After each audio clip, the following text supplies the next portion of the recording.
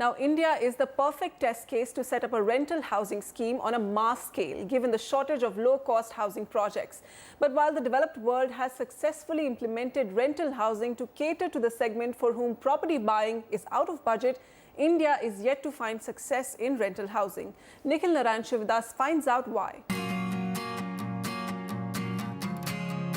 Talk to any average home buyer in Mumbai and it's clear that buying a home is simply not an option.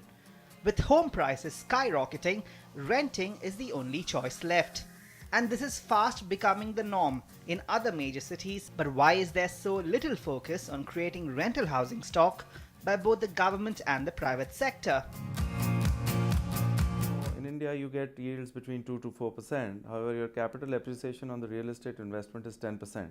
So basically, whether it is Mumbai or Pan India, it actually does not make a business sense for the investors to get into this sort of a business initiative.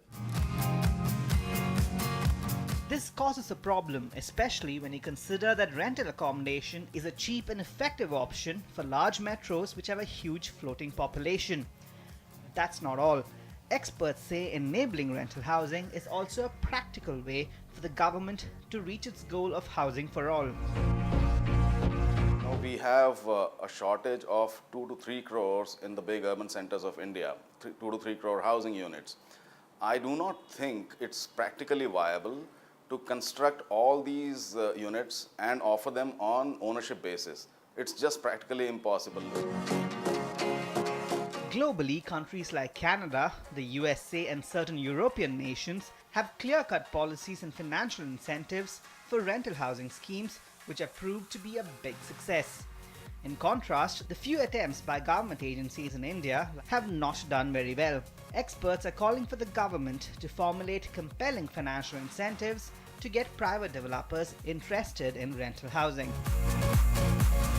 It could have something like, allowance of REITs to hold real estate assets of rental housing.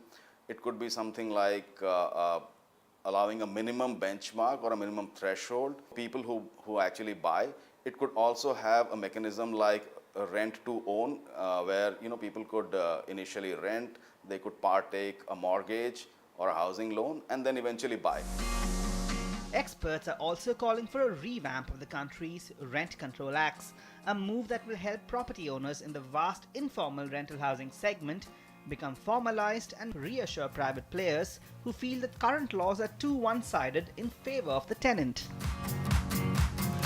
Whenever there is a structured approach that is brought in by the government, it has a cascading impact on the private players itself. I think one of the things that will happen in rental housing is that we will have an international player coming into rental housing who have done projects of rental housing, say whether in the US, Europe or Middle East, because they will have a good understanding of how the overall financials and the preferences of the consumers work.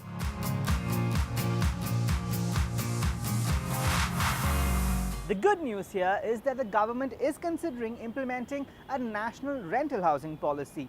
Now, if this goes through as planned, then soon you will see rental housing schemes transform the very nature of Indian real estate. From Mumbai, Nikhil Sivadas, NDTV.